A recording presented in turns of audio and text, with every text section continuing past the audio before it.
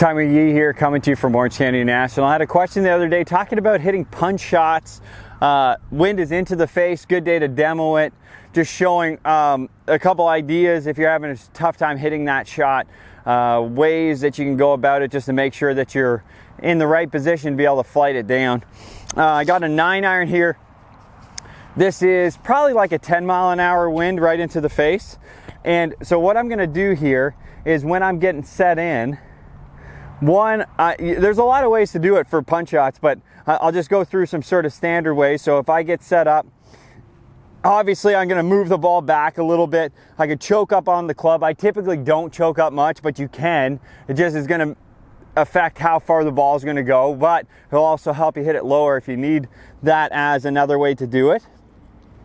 I'm gonna look to see if I'm gonna get the ball back, but with my hands still off the inside of my front leg, okay? And then my right arm is gonna be nice, or my trail arm is gonna be nice in front of my right hip here, because I want that position to help me deliver a low amount of loft. And then I get in there. Typically for me, I'm gonna open my stance because I'm gonna be hitting down on it more, right? So that's gonna shift my path to more into out because of the attack angle. So by opening my stance, that's gonna help me minimize that into out path. It also lets me be a little bit more open and make it a bit easier for me to hit a nice low shot. So this one, I'm still trying to let my body be in control. So in the sense of I'm letting my body go this way, that's gonna put enough force into the grip to trail the club head behind me. Some players, if they try to hit it low, they're trying to do it too much with their arms, and their body's not supporting it, so then it's hard to deliver a low amount of loft. So if I get in there, open up the stance, this is a 9-iron. I'm not gonna hit it as hard as like a normal full 9. I'm just gonna try to hit a nice flat one, open stance, trap it.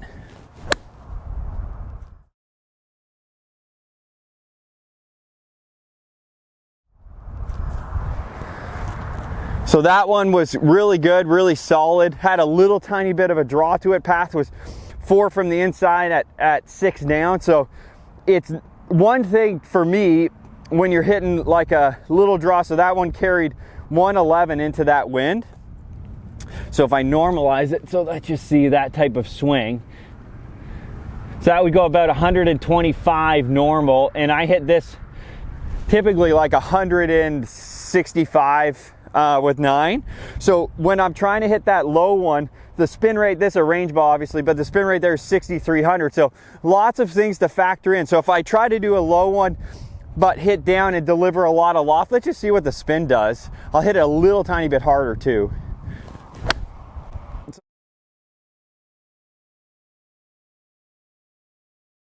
So that time I tried to hit it low, but I tried to deliver more loft, because that's a pattern that I see sometimes with players is they try to hit it low. So that jumped the spin to 7,200. They try to hit it low, but they end up hitting down and adding loft to it. So the idea is you're gonna try to hit it low, but you're gonna continue to have the body sort of help you continue to level off the low point of the swing. We don't need to be a crazy amount down for a flighted shot. We wanna be a bit down and deliver less loft, okay? So that's why the hands and the body still have to come through that shot. I'll do one more here. That was a little faster. I'll try to hit one like a little harder, more aggressive punch shot here. So if I'm the course, I'll picture this one into the wind. I'm trying to hit it, say, maybe 135, 140, nice low one.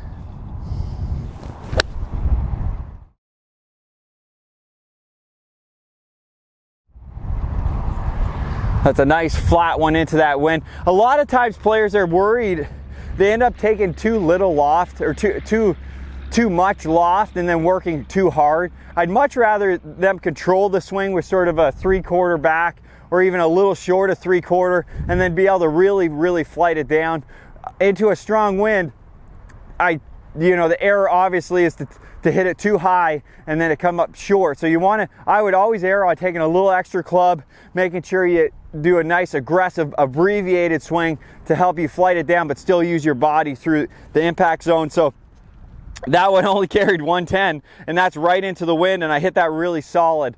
So it's, you know, just make sure you're taking enough club with that versus trying to hit a full swing and like absolutely max one. If, like I saw one the other day when Bryson won at Bay Hill, he hit a 6-iron like 215 into the wind. I'm not sure how hard the wind was. I wasn't over there for that final round, but if I'm trying to hit it hard and hit it far, obviously Bryson does a good job at, you know, keeping the wrist in this position with a strong club face and then continue to rotate.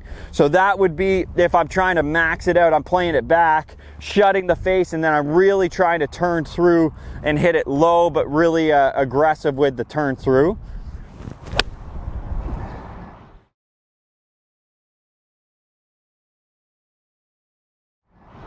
So that overdrew a bit, got a little bit more into out, but I had the face in a really strong position. That launched at 12 with a 9-iron. So obviously, actually 11.1.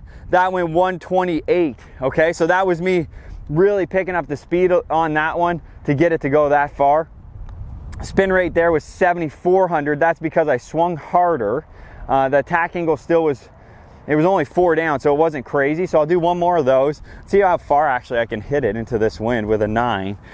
Want a flighted one. Here, I'll actually hit one normal. Let's see.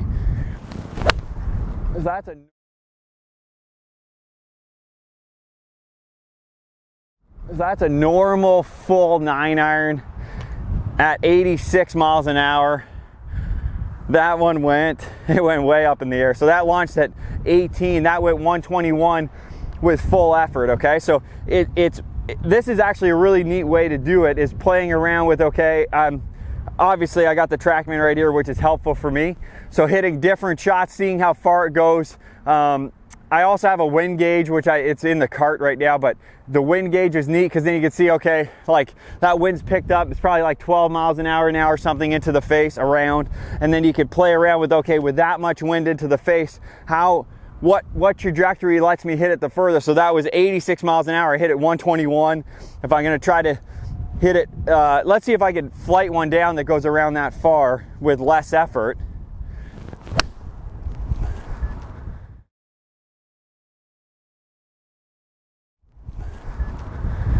Got a little bit of dirt in the face on that one. So that was 75 miles an hour. I'm interested to see how far that went.